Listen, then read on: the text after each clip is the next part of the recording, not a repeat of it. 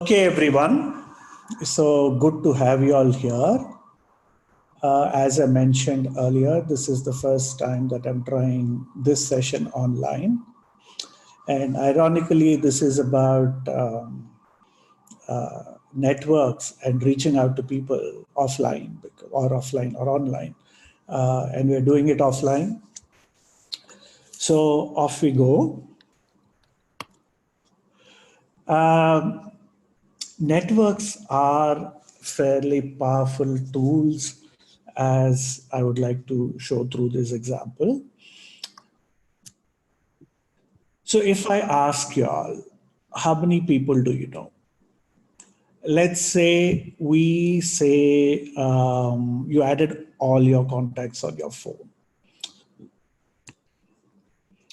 And let us say we have 75 people on our phones, because we usually have more than that. But let us say we start with 75 people. Then we also assume that each of those contacts know 75 more people, which again is quite, what I would say, imminently possible in this day and age, right? A very modest, you have 75 people in your phone book, and each of those 75 people have 75 people in their phone books. So let's see what happens if we start to add up how the networks pans out. So your ego network outreach at the first level will be 75. So you have 75 friends, that's you, and that's your first circle. And then we have also assumed that each of your friends have 75 friends. So at the second level, or second degree separation, as one would call it, you would have 5 level, you have 4,21,875 contacts. And at the fourth degree, your outreach, because you have just assumed your contacts have 75 and their contacts have 75, at the fourth degree, you have about 3.16 crore contacts, right? So your network outreach, if you look at you, your friends, and their friends and their friends, right? So it's friends of friends of friends at 3 levels, right? Even if you say friends of friends, you have 4 lakh people. Right? So it may actually not be possible because people know one another. It's quite evident that you would have 75 people in your phone book, but the assumption that each of them have 75 unique contacts in their phone book is quite low, because there is a lot of overlap between your networks. Second, there are geographical and social boundaries that come in the way.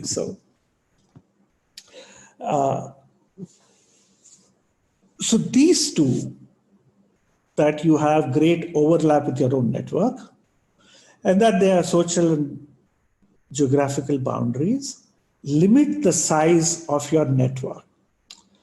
But having said that, even if there is significant overlap, your fourth level, or at your third level, let's say friends of friends, you have quite a large network. Whether you have been aware of this network or not, you are embedded, which can help you and which you can help. So this particular session is to unpack these networks and then get you to understand the finer ways in which networks function, and to give you some abstract notions about what networks can do for you, Perhaps I may not be able to answer individual questions in terms of what should I do. This is not a consulting kind of session, but this kind of an educative session where you would be able to look at your own network, identify what's good with it, look for potentials, and have a game plan for you in the coming weeks. There's no better time than now to look at your networking, because you have gotten here maybe without really thinking through. But going forward in a post-COVID world, we are going to see new normals. A lot of things are kind of being reset right now. Some of us may lose our jobs, but end up doing something better. Some of us may go back to our jobs and we certainly see there are greater challenges. Some of us are starting our own ventures where customers may come back and say we may not be able to continue our relationship. Maybe this will give you opportunity to pivot and look for new business models. The normal has been reset. So therefore, there is no better time than now for you to really look at your networks and then have a game plan in terms of how you're going to work with your own set of networks as a given, and then go from there in order to achieve what you want, but more importantly, be that person who can help a whole lot of others. So on we go on with this session.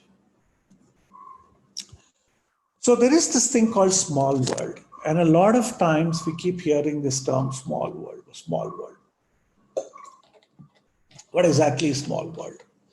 So usually when we come to meet people, when we interact with someone, in extremely strange situations, we say it's a small world. All of us would have experienced the small world phenomena. You go to a party, let's say you go to Delhi, you go to a party and probably bump into a friend there. Or you go to a party in Shimla and the first person that you meet happens to be your brother's best friend's, let's say, cousin. So there are a lot of possibilities of each of us bumping into people where you're not supposed to be meeting them or having these contacts with them, which you would have never imagined. Like, for example, a long time ago, I had this occasion of going to a conference in the US. I was going for the first time. And then it was this was a very reputed conference, and I'm going there for the first time as a doctoral student. And I was looking around, as it is quite evident with us. We tend to hang out with people like us. So I looked around and saw, this was in Denver, Colorado. I was looking around and then saw, there were a couple of Indian-looking Desi folks. So I went over and asked them, "Hi, Suresh." And the person said, "Hi, I'm so-and-so. So what are you doing here?" I said, "I'm doing a PhD in entrepreneurship." I said, "Oh, I'm doing entrepreneurship and a PhD in entrepreneurship as well." So the person said he's looking at networks. I said I was also looking at networks in India. So we ended up realizing that both of us are working on very similar topics. And it also happened to be that I said I'm from Vizag. He said he's married to somebody from Vizag. And given that I was working in handloom, he said, "Yeah, my wife went to NID." And I just asked, "Is this your wife?" Because there's only one person I knew who went to NID from Vizag, and it just happens to be his wife. So very strangely, I met this person middle of nowhere in Colorado, having great connections back to India. Forget back to India. We're doing things which were quite similar. And then he marries the person that I know, right? So, so that's a small world example. So long time ago, This is a person called Stanley Milgram. Stanley Milgram has done wonderful experiments. So if you are bored and don't know what to do, you go to Wikipedia or you Google on Stanley Milgram, and you see the kind of experiments he has done over the years. So one of the experiments he did was the small world. So he went around, he's saying that everybody keeps saying that it is a small world. So how small is small world? So what he did was, he did an experiment. So what he did was, he went to this place called Omaha in Nebraska, and he caught hold of random people on the street and asked them if they would like to be part of an experiment. And if they said yes, he said, I'll give you a task. And the task was, here's a letter. You're supposed to send it to a stockbroker in Boston. And all this person knew was the name. Let's say John Phillip, stockbroker, Boston. And the idea was, you're not supposed to mail it to them. You're supposed to give it to people whom you know, who will hand it over to people they know, who will hand it to people they know. It's like going through friends of friends. And eventually it's supposed to get to the stockbroker in Boston.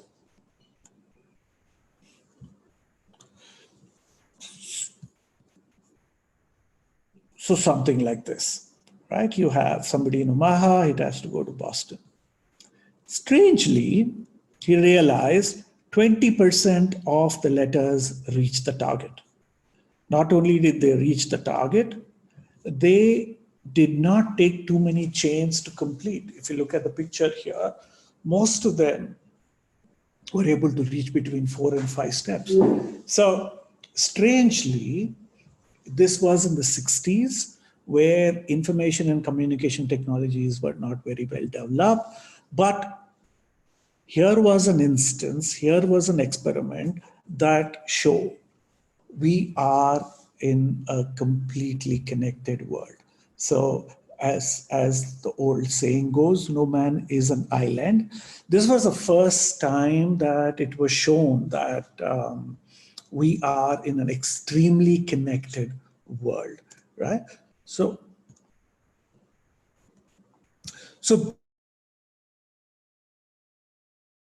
called 6 degrees of separation.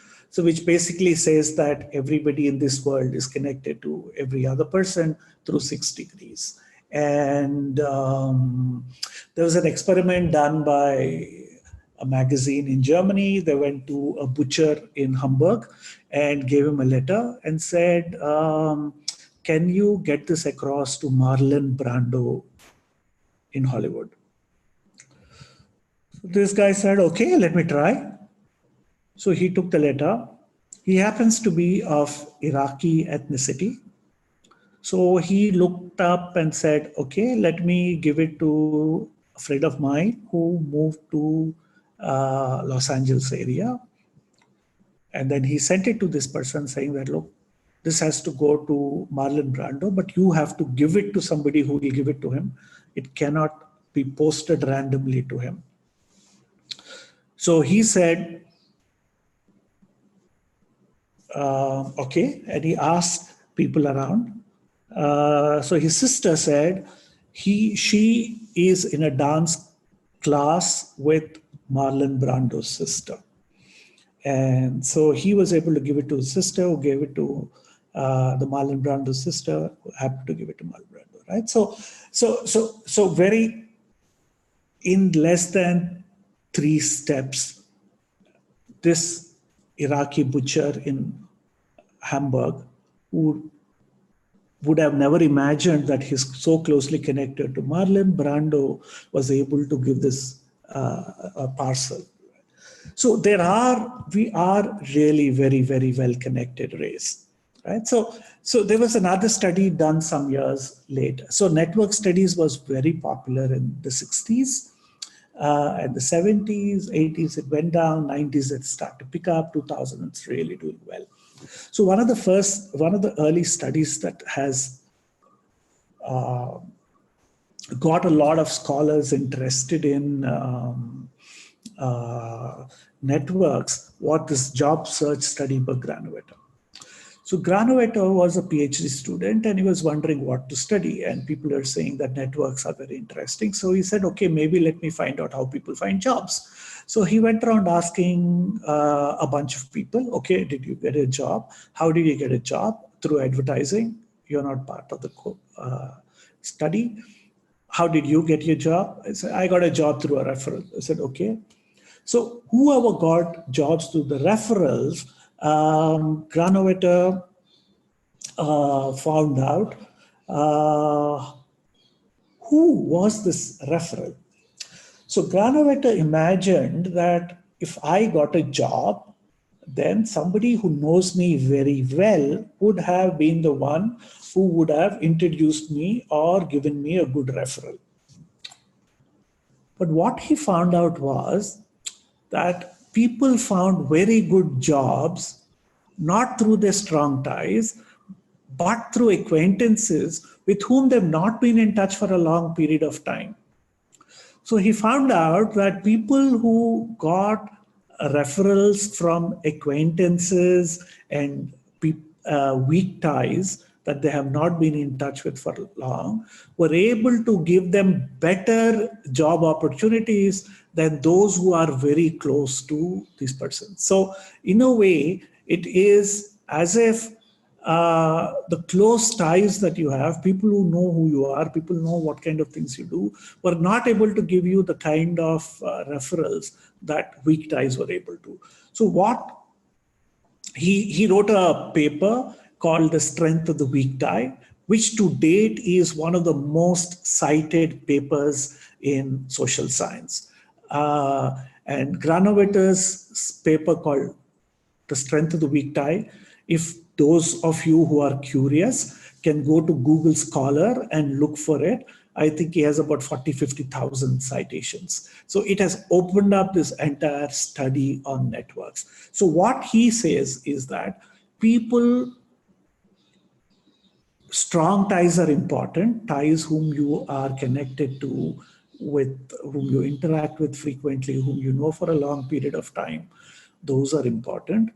But those whom you don't meet, acquaintances that you met at a conference, friends who you used to know who have moved away to Delhi or to Silicon Valley or to London or to perhaps Bombay, those are the people who are able to push in good information.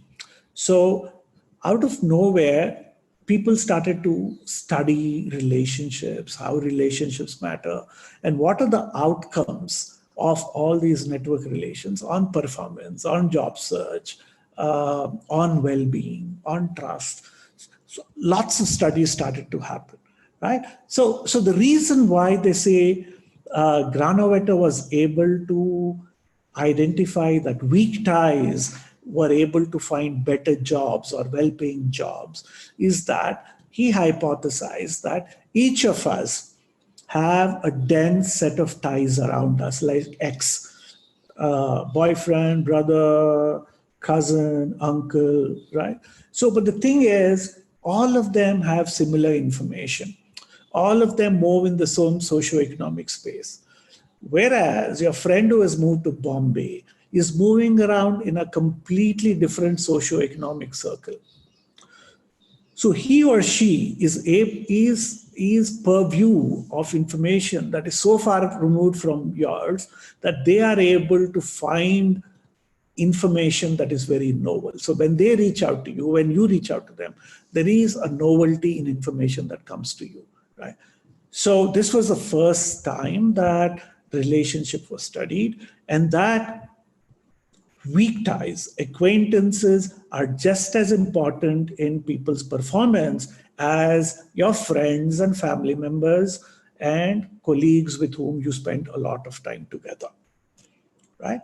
So where are we now? We have come a long way since Stanley Milgram's study and Granovetter's study. Granovetter did this in early 70s. So where are we now? In 2003, Duncan Watts and Peter Dodds did an email study with about 60,000 participants, and he found out that the degree of separation of this entire world was between 5 and 7, which is 6. right? A Microsoft study of 240 million using MSN Messenger was still around 6. But a Twitter study in 2010, right, brought it down to 4.5.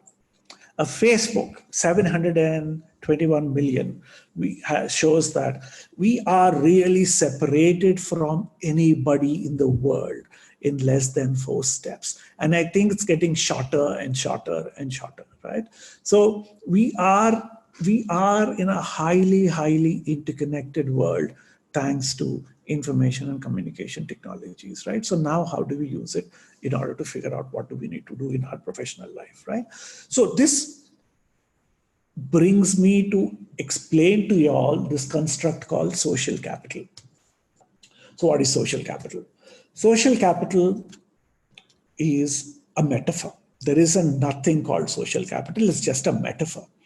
But it's a metaphor which is very powerful because it indicates something. It indicates that it's a capital. What do you mean by a capital? When I say it's capital, what are the other capitals? There's financial capital. There is human capital. There is physical capital. Financial capital is the money in your bank. Human capital is the wisdom and experience that you have. Physical capital is what you can do. I can run a marathon, I can climb Mount Everest, I can walk 75 kilometers, whatever, your physical strength. Each of these are capitals. Why do we call them capitals? Because why do we call them capitals? We call them capitals because you can invest in it. You can invest in your financial capital and you can grow it. And most importantly, it's fungible. You can use it. So you are using social capital, like financial capital, like human capital, in order to get things done. So what is social capital? Is the sum of resources that are in your network. But unlike other capitals, the network owns it. Financial capital is yours, but social capital belongs to everybody in your network. Your human capital is yours, but the resources that are, so human capital is yours, you can put to use. In social capital, if I can ask you for a favor, you can ask me for a favor back, right? So the capital exists in relationships. Human capital is yours, and you can choose what to do with it. Financial capital is yours, you can choose what to do with it. Social capital is not entirely yours, it's partly yours. It resides in relationships.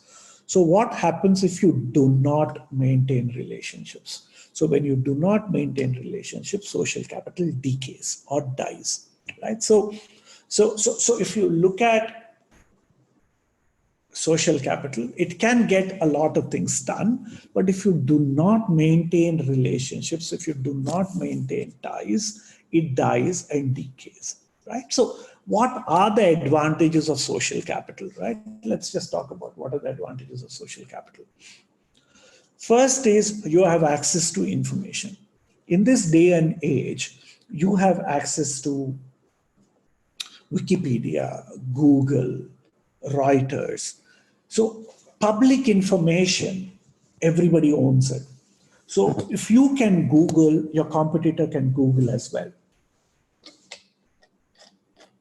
But social capital, if you have good networks, you get private information, information that is not yet codified, information that is really not put into the internet or has not been out there. It's not in a document as yet. So having access to private information is very, very important, right? Because you coming to know something is going to happen next week, or there are a bunch of investors who are looking for a company like yours, is different from, oh, wonderful, too bad that I came to know of you today. Last week, a friend of mine was looking for a service like yours, but he finally found one, right? So you got information, but you got it at the wrong time, right? So access to information goes up. Timing is very important. You coming to know before something happens, you can put it to use. There's no point in you coming to know that something already happened in the past, and you can't really do anything about it. And second important part of social capital is referrals. What are referrals? Referrals is getting your name dropped where you are not there. So you can't be everywhere. You can't be at all the places all the time. But somebody drops your name. That is very important. Imagine you're coming to NSRCEL and then you meet Mr. Raghavan here. And Raghavan goes back and he was pretty impressed with what you have shown him and what you're doing. So he goes back to a bunch of friends that he's going to meet in the evening and he says that I met this wonderful startup. They seem to be very interesting things. Maybe you could ask one of his friends, you are looking for somebody like that, you should get in touch with this startup. So getting your name dropped by somebody like Raghavan in a place where you don't exist is very, very important. We call it word of mouth, but thus referrals only work through networks. And then in this day and age, when there is so much going on, we require our networks for emotional support.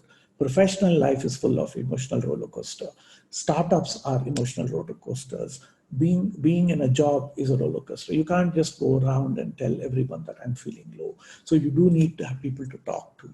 And that emotional support comes from your social capital again. Finally, you can get strategic influence. Suppose you know Mr. Raghavan and he's come to NSRCEL. You're talking to him. He's fairly impressed with what you're doing. Then you can tell him, like, Mr. Raghavan, I do know that you know Nandan. I'm really looking for this particular contact, and it would be good if you could put in a word to Mr. Nandan Nilekani. So I'm assuming all of you all know Mr. Raghavan, right? Raghavan is the one who gave money for NSRCEL to be set up, and he was one of the founders of Infosys. So you could get somebody in your network to get your name dropped, to put in a good word. So that's strategic influence. So what are the advantages of social capital? Private information, knowing it before everyone, getting your name dropped, having emotional support, and then getting your strategic influence. These are the benefits of social capital. So here's what. So entrepreneurs or managers, this is a question that I keep asking. Entrepreneurs with less human capital and good social capital are likely to perform better than those with more human capital but bad social capital, right? It is true. Social capital is like an amplifier. You have a bunch of skills. Your social capital lets the world that you have the skills and tells the world that you're very good at it. So it is very important for you to have very good social capital because it amplifies, gets your name drops, gets you access. So it has nothing got to do with human capital. It's how quickly others would be able to use your skill sets and how quickly could you get yourself those positions through your networks, right? So it is true that people with slightly less human capital and good social capital perform far better than those with more human capital but bad social capital, right? Networks matter. All things considered equal, those who have better networks perform.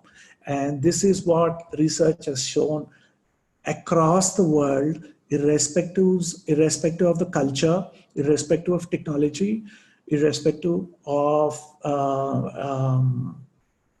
let us say scale of operation, networks matter, right? So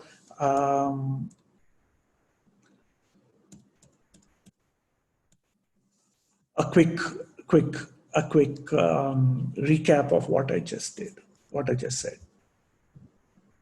Right? So how does learning about social capital make a difference? We have studied that if you understand networks and if you understand how social capital actually, what is social capital and how does it work, what are the finer mechanisms of social capital, there have been studies which shown that people who understand social capital, who went through a systemic training program on networks and understanding social capital, were able to do better. So half of them are likely to be promoted. About a third of them exceeded expectations. So this was done in multiple cultures as well, in France and in US. Ron Burt did this. Ron Burt is one of those extremely reputed scholar working on social capital. So if you learn about social capital, it does make a difference. And when does it make a difference? It doesn't make a difference if you are lower down in your organization, but if you are higher in your organization, it makes a huge difference, right? So as you go higher up, it's about getting your job done. And most of y'all are in startups, so in a way, you are the managing directors of your organizations. So if you are working in a firm, and you have people reporting to you, you have responsibilities, and understanding social capital will help. If you're an entrepreneur, if you're a manager, if you're a leader, understanding how social capital is makes a difference. The higher you are towards decision-making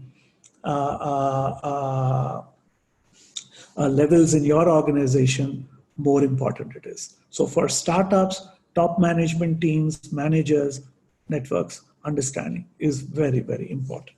Right? So now that I've told you all about what network or successful network is, I don't know if any of y'all have a paper and pencil next to you. I just would want y'all to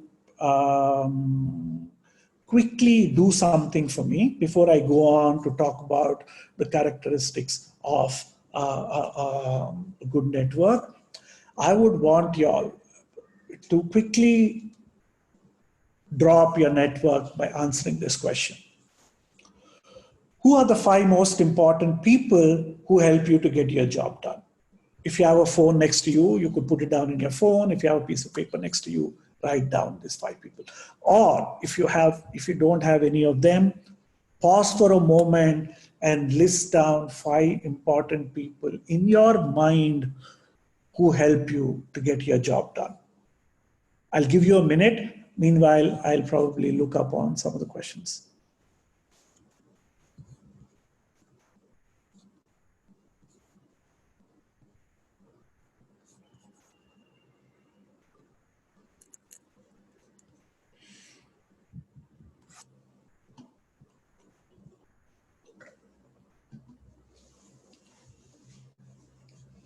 It doesn't have to be very important. What is, it doesn't have to, you don't have to really think very hard to get to the right kind of people. Just list down 5 people who are more or less important to get your job done on a daily basis. And if you have a paper and pencil, you could do the next, where you could draw a picture like this, with you being the center and your 5 contacts being there. And you could also draw, if any of your contacts know one another, like this. So this person knows this person, you draw a line. This person knows this person, you draw a line. These people don't know each other, you don't draw lines. So this is how you could picture your network. And I just would want you all to think about this for a little while, because going forward, we are going to unpack what a good network is, and imagining your network a bit will help you understand the subsequent part well.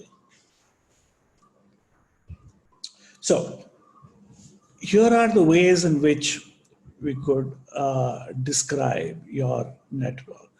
Right? First metaphor that we use is network as a window, right, or a blinders. This is what we call as network breadth. And then we look at network as an electrical wire.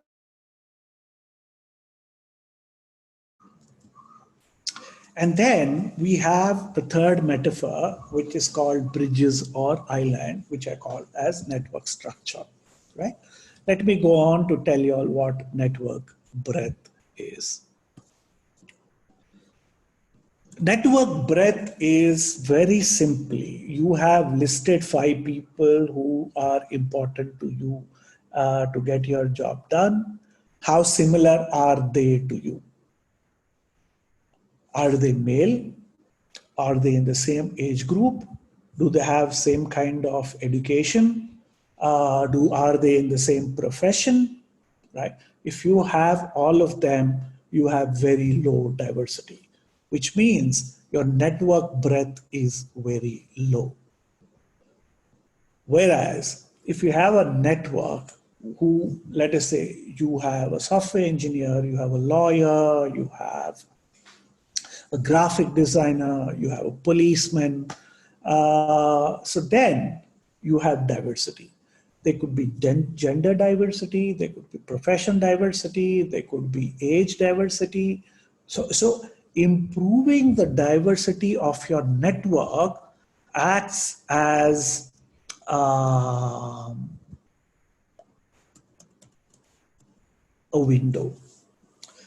Diverse networks are like very large windows. Large windows let in light. So when you have people in your network who are not like you, who are different from you, they are likely to bring information that's so different. So one task that you need to do in order to improve your network is to talk to people of different types, younger than you, older to you, similar professions, gender differences, locational differences, right? So improve the diversity because homogeneous networks are like blinders that prevent us from seeing and understanding the world. And diverse networks are windows to the world. They tell you a lot about how the world functions. A lot of times, having somebody who can unpack something for you, have a lawyer friend, you can very quickly ask them, what is this issue? And he'll tell you. Like, we have this lawyer friend who was asking him, what is the issue during that Nirbhaya case? Because we seem to be getting very frustrated as commoners. Then he started to explain what is the law behind and why are they going through, right? So you get to know certain insights because you have them in your network.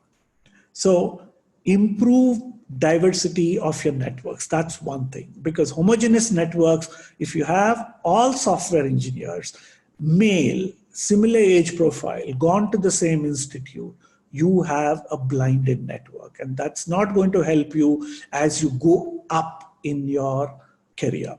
They may be good as you start out, because as you remember the network, the line diagram, as you go higher up in an organization, you need diversity in your network. If you're low down, you don't have diversity. So hanging out with people like you is very good when you are in engineering college, everybody is like you. But as in your profession, like, which is one big problem, right? We don't do that. We tend to hang out with people like us. We'll tell you all why. So stay away. I'm not saying stay away from friendship. I'm saying that if you're looking at a professional network, make out and have ties who are not like you. Improve the diversity, right?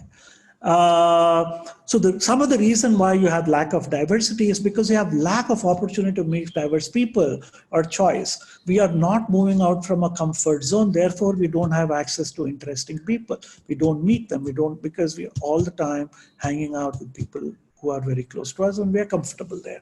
So that should be one of the tasks that you should do in order to improve your network breadth. So what happens when you have better network breadth? You have access to information, resources, ability to bridge between different groups, I'll tell you all later, and plasticity. You start to work with different sets of people, and that will help you in your mind getting to see things differently. Second, network depth, right? So what is network depth? So network depth is like strong ties. So remember, we were saying that strong ties and weak ties. Networks that are deep, like large pipes can carry a lot of resources between them. Thin pipes cannot carry too many resources. So your weak ties can give you information, but strong ties have like ties that you know for a long period of time. Like you know somebody for a long period of time. You interact very frequently with them. You have common friends, right? They're quite like you. So what happens is strong ties have advantages. They give you trust. They get your name dropped. They talk about you. So strong ties are just as important. But the problem with strong ties is that They are expensive in time because of attention. You need to spend a lot of time with them, talking to them, interacting with them.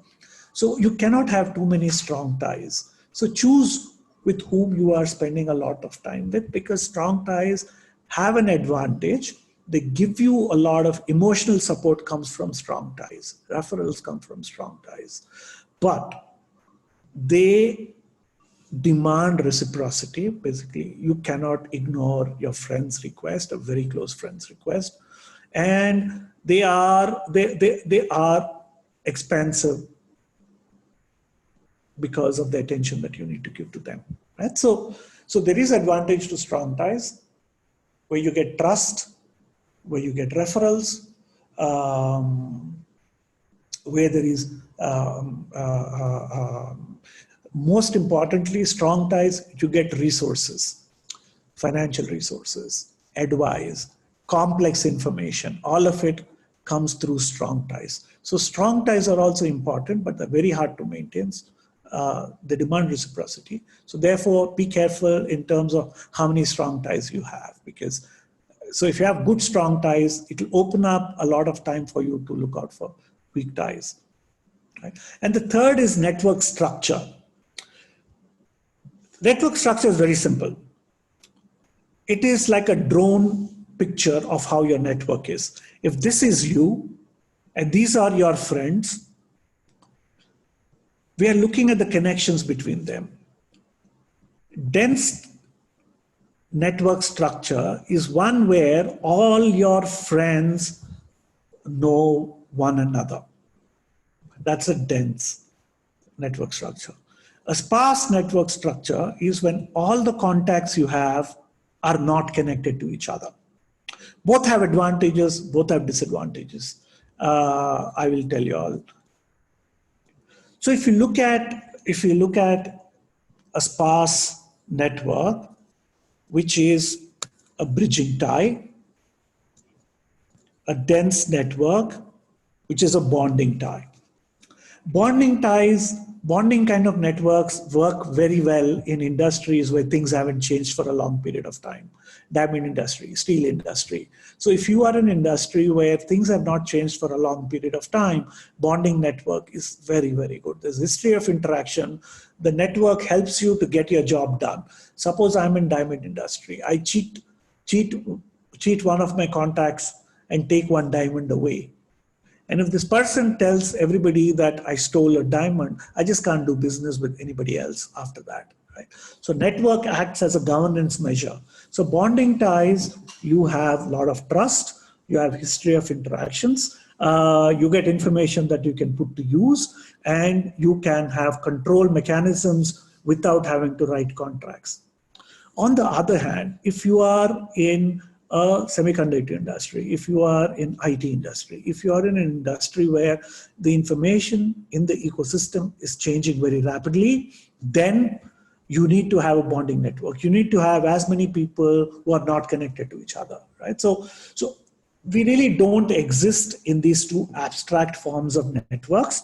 We usually have a network where part of our contacts are connected to each other and part of our contacts are not connected to each other. So part of our network is bonding, but part of our network is bridging.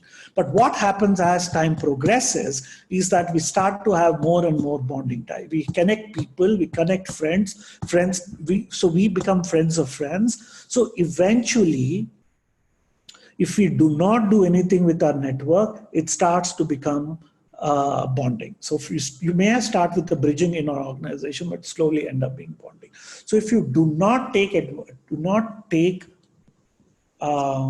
effort and meet new people and improve your bridging network, otherwise you will start to have only bonding network, right? Because that's the tendency. So both structures are important, and it depends on which industry you're in. Bonding networks helps you for certain things, bridging networks helps you for certain things. In my research, I looked at entrepreneurs, and you realize that if you have a large bonding network, they were able to get very good resources. And if you have a good bridging network, they were able to find new opportunities. So what happens is, if you have only bridging network, these people were able to find a lot of good opportunities, but they did not get the resources to go ahead and make those. Those who have a lot of bonding network, lot of good networks, they had a lot of resources, but they didn't have good ideas. So they didn't know where to get these good ideas from. So it's very important to have a network that has both bonding part and a bridging part. So good network has both parts to it. But you need to realize that a bridging part will give you information, gives you access to a large set of people, gets you private information. Bonding network gets you resources, advice, trust, right? So going back, we describe your three networks, describe your network using these three metaphors, which is network breadth, network depth, and network structure. And we're going to look at each of these in terms of evaluating your network, right? So to tell you once again, just to recap, network breadth is when you have different sets of people in your network, engineers, lawyers, graphic designers, policemen. So have different sets of people in your network. That means you have a very good network breadth. Network depth is what ties strength, strong ties and weak ties. Strong ties are like bigger pipes, a lot more can go, but the problem is strong ties require time and attention to maintain.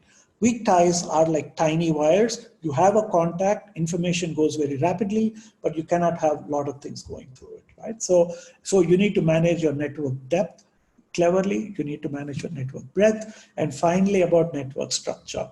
Do people whom you know one another? Because if they do, then that is bonding network. If they don't, that is bridging network. Both are important for different reasons. So make sure that you are always meeting new people and connecting back to your bonding network. So these are the three ways in which, at a very fundamental level, is what your network should have, right? So here's what, right, I'm going to do. You need to evaluate your network. So if you want to evaluate a network, here again, right, maybe you should take a piece of paper and pencil or your phone, which is next to you, and answer these questions that I have. So look at from questions 1 to 6. I have lots of friends. If that describes you very well, put a 5. If it does not describe you very well, put a 1. So on a scale of 1 to 5, 5 being describing you very well and 1 not describing you very well, you put numbers next to it. So 1, what you can do right now is don't have to write, because all of this is going to be available to you. So you just put 1, which is question 1, and write a number which is from 1 to 5, which indicates how it describes you. I'll give you about 2 minutes for you to go through, and then I would go to the next set of questions.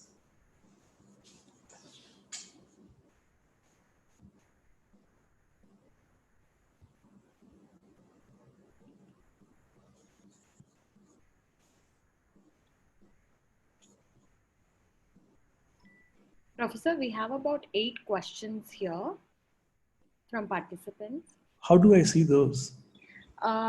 You can see it in Q&A section, or I can read it out for you. Wait just a second.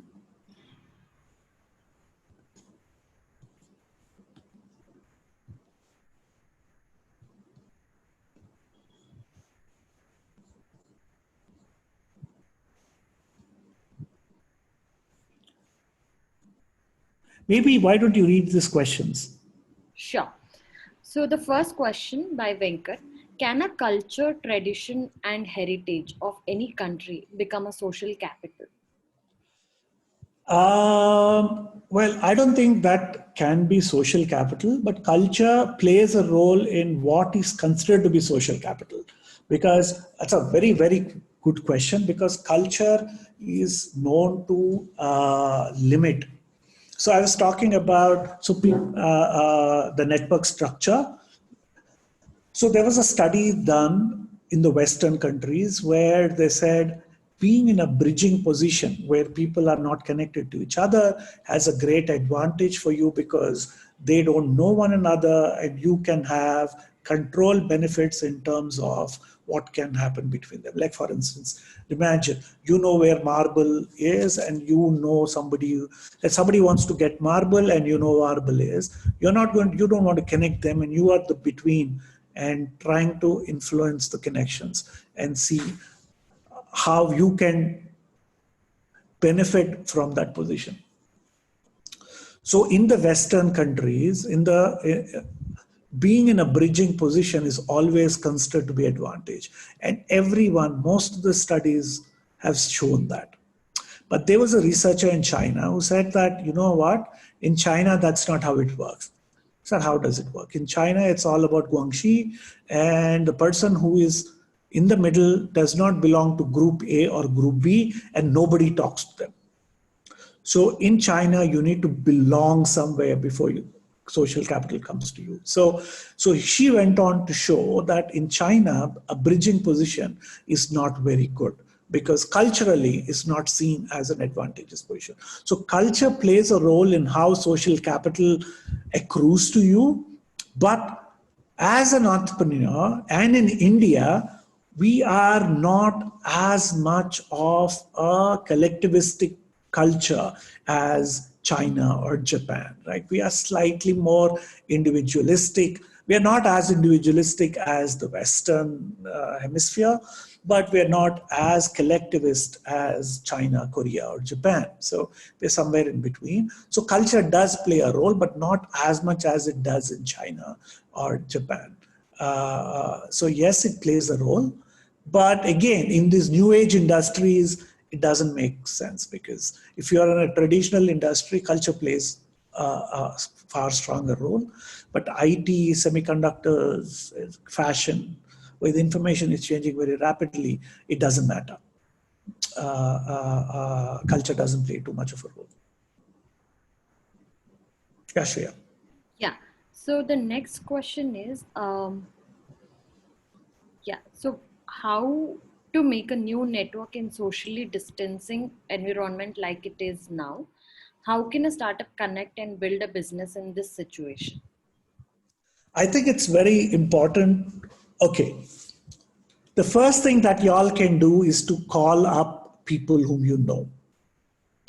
I was talking to y'all about network decay, tie decay, that ties decay all the time if you don't maintain. So there are a lot of people whom you have met in the past that you're no longer in touch with. It's very important to rekindle those ties because there's a lot of social capital in those ties that you currently do not have access. So, so there is no possibility for you to meet new people right now in the social distancing situation that we are in right now. But this gives us an ample opportunity to go back to people whom we know, just call up and say hi, hello, right? Find out what's happening with their world. All of us are stuck in our houses. So nobody has an excuse to say that I'm elsewhere, I'm in an airport, I'm just getting into a plane, or I'm just getting into a classroom. None of those excuses work. Everybody is looking for some kind of conversation, right? So pick up the phone, look at people with whom you have not been in touch for a long period of time, and make those calls. Not just to figure out what's happening with this person, tell them what's happening with you. Tell them why you're doing whatever you're doing. Find out what those people are doing. A great time to rekindle old ties. Please do that. Yeah. So the next question is from Shloka. With social media being a critical means of communication in the world we are today, my network is accessible to everyone else too. How can you stand out when everyone has equal access to practically anybody? Well, it's not the question of having access to people, right? It's you knowing somebody doesn't mean that they're going to help you out. So it's not about knowing someone that is going to make a difference. that person has to help you out, or you have to help that person. So there has to be certain other transaction other than retweeting or if not all of us are good at writing, but if you are good at writing, you could talk about your own industry, you could talk about your own venture, you're telling others as to how they could get a new hires. So if you are able to write well, you have an advantage in this social media world, where you could write a blog post, you could write a LinkedIn post, you could so these are not about random conversations. Remember, I'm talking about work ties. So make sure that you're connected to people who are important to you for work, and make sure you start to say something relevant. Add value. So adding value to conversation comes because you are reading, you have your own network. So add value to conversations and create a conversation yourself, right? And be seen. Well, I'm a person who's not really comfortable doing things on social media. But if you are very good, but if you're not, doesn't matter. There is enough and more offline that can happen that can go online. So you can leverage your social media to keep your ties intact. You call people up, you talk to this person, you connect via LinkedIn, you can connect via Instagram, and then you have a tie that you're maintaining, right? You could always call back and say what's happening, right? So introverts leverage your social media to connect to people that you have in the past, and you do private conversations. Those who are good at writing, those who are good at making important points, you could do that online because that will give you some advantage. And then remember, at the end of the day, just because you have a good network doesn't mean people are out there to help you. You should be seen as somebody willing to be helped. People should believe in what you're doing. People should believe that what you're doing is very important. People should see that, okay, you have been helping so many people, that they should be coming to help you. It is not about networking, is not about taking. Networking is not about maximizing how can I get that every little drop from my network. Networking, so you earn your network. So when you earn your network, the network is there to help you. So it doesn't matter you have 700 people in your network if none of them are willing to help you. Even if you have 3 people and if some of them are willing to help you, that's good network, right? So make sure that you are worthy of being helped. Make sure that you have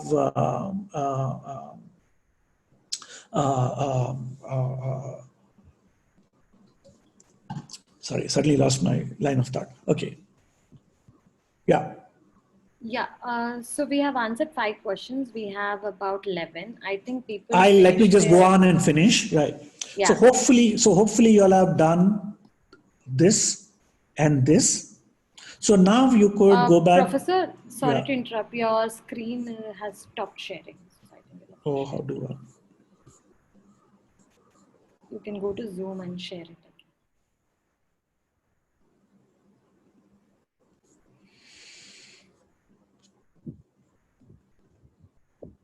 Yeah, it's on. It's on. Yeah. So you have these 2 set of questions. Hopefully you all have answered. Doesn't matter if you have not answered, you could go back to this slide later. So questions 1 to 3 is about making friends. Questions 4, 5, and 6 is about making acquaintances. And 7, 8, 9 is about connecting people. So and this is how you score. If you said it describes you very well, you get 5 points. If it says it doesn't describe you very well, give yourself 1 point. So 1 to 3 is about making friends. Out of 15, usually people have about making friends is about 11, 12. Some are 15 to make friends. The other 2, making acquaintances. For some reason, a lot of people are not very comfortable making acquaintances. And that is something that you all need to practice. Make acquaintances. Acquaintances in workplaces, wherever, right? And the third and most important thing is that you need to connect people. And that is something that people don't consider as part of their networking activity. So when you meet new people and you think that a friend of yours could benefit by being connected to this person, you make that connection. right? All these three are important for you, and you need to have at least 13, 14, 15 for each of these, right? So make friends, make acquaintances, and make a lot of connections. So here's what I'll do. Those of y'all who have registered, I will send a link where you can measure your network in a far more comprehensive manner. And then some of the terms that I mentioned will start to make sense as you go more into your own network, right? So again, one of the things that you need to do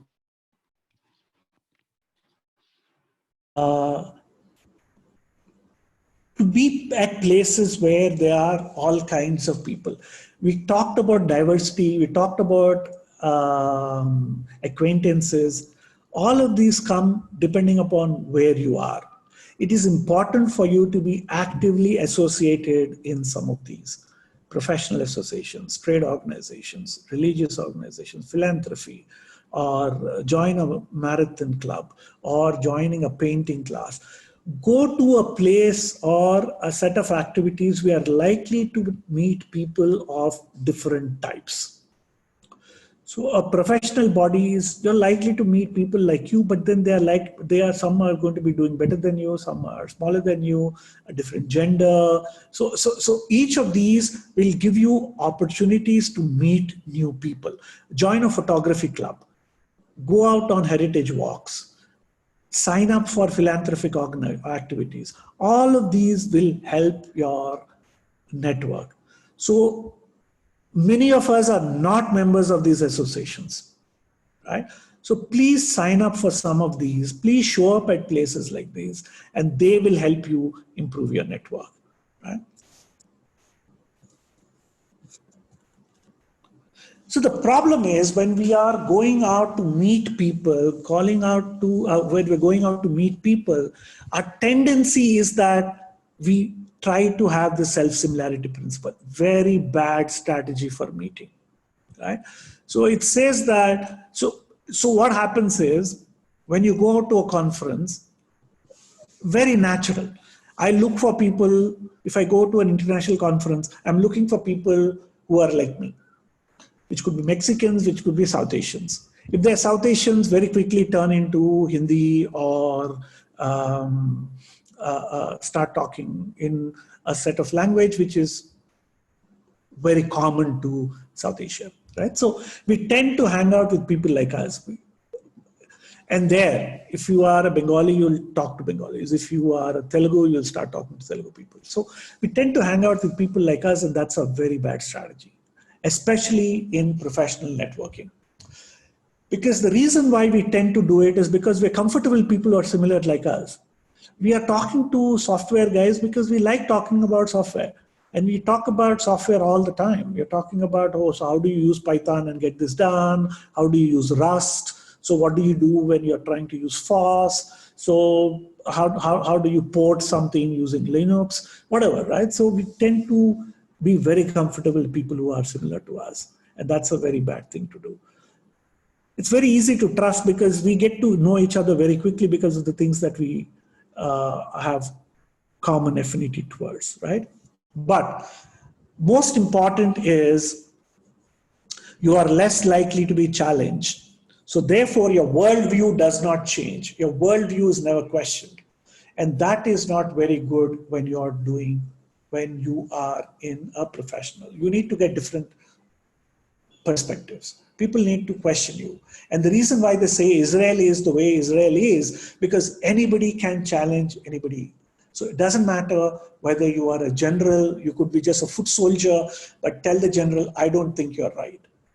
And that society lets you ask these questions. And because of that ability, because of this ability to ask questions to anyone, they are able to come up with deep innovation. Right? The other thing we tend to do is called proximity principle. We tend to make friends in the same department, in the same flow, in the same location. So self-similarity principle and proximity principle. If you're in a co-working space, then you're hanging out with those co-working places.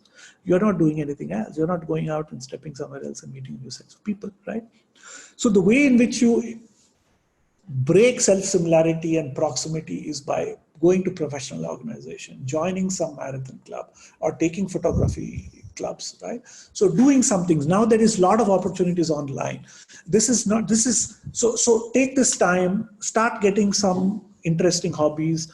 And when all of this ends in some weeks' time, you have made a bunch of new friends through these online courses that you may take, online classes that you may take, but you're also rekindling old ties, because two call up people who you were friends with, who you knew in the past, but you are no longer in touch with, right? When you do both of these in about, let's say, 1 month's time or 2 months' time, this shall pass. You suddenly start to have a better network than what you currently have, right? So what are the tactics for network development? Identify people groups who help you new skills. See if there are opportunities for doorways for new opportunities. They can provide career and support. So I'm going to send you this link where you can analyze your network, look at the gaps. If there are people who are similar to you, make sure that the next set of people that you meet are not like you. They're not engineers, they're not of the same group, they're not of the same gender, they're not from the same institution, they're not from the same city, right? So, and see if you are in a software. So look for, if you want to get some, so you need creative people in your network. You need lawyers, you need chartered accountants. Look for people, do you know any chartered accountant? Do you know anybody who's a lawyer? A lawyer who can help you register your firm, lawyer who can look at your IP. So do not rely only on one group of individuals, that you only know software engineers. That is not a good way, right? So avoid self-similarity principle, avoid proximity principle, right? Be opportunistic, think long-term. Shared activities are, when I said marathon is a shared activity, photography is a shared activity. Philanthropy, signing up for Teach for India, going and teaching a group of people, going and teaching. These are all possibilities for you to get new ties. And most importantly, reciprocate value with value. So your network keeps tab of things, right? So do not see as if you're going to seek help all the time. There's a wonderful book called Give and Take. That is something that will also, that's another link that I will send you all. So what is your giving profile? What is your taking profile? Because both of these have a role to play in your network. So you can't be a giver all the time, nor can you be a taker all the time. So you should give some and take some. And how do you do that? This is a wonderful book by Adam Grant, but I can show you this link along with your network analysis link. So one will help you analyze your network and identify where you are and what you should be doing. Another link is going to get you to understand this give and take profile. Are you a giver? Are you a taker? And what kind of giver are you? What kind of taker are you? Because you need to be both of them in order to do well. Set aside time to broaden your network. This is the best time for you to broaden your network. Do not spend too much time trying to look at COVID. Do not spend too much time looking at Twitter. Take this opportunity to learn a new hobby, learn a new skill, rekindle old connections, because in learning your new hobby, you're changing your mindset. You're trying to look at things differently. And all of these are going to help when this entire COVID thing comes down. When you are going to meet people, be prompt, learn. These are all very, very simple moral science kind of suggestions. So finally, I just want to get to the network of ethics. Network is not manipulation, but it can be. So be very careful. It is good networks, good networkers do not manipulate, right? It is possible to create false trust relationship with the victim in order to deceive them. Do not offer false hope. Do not tell somebody that I'm going to get something done when you for sure know that it can't be done, right? Make sure that you promise people what can be done. So any body of knowledge can be used for moral or immoral purposes. So networking especially is seen to be a very immoral activity, but that's not true. It can be a completely moral activity with a great benefit for yourself and for people around you, right? So the thing is, as the Zen proverb says, if you want to head north, head south. So if you really want to improve your network, focus on helping others, because I love to help people. I don't think I'm doing anything special. I try to do my best I can. If I'm fortunate enough, I'll be able, if I'm fortunate enough to be able to help, then I must help, right? So focus on helping paradoxically helps you in return, right? So there is this generalized reciprocity, indirect reciprocity. Reciprocity is a very important aspect of networks. Doing favors is an important part of networks.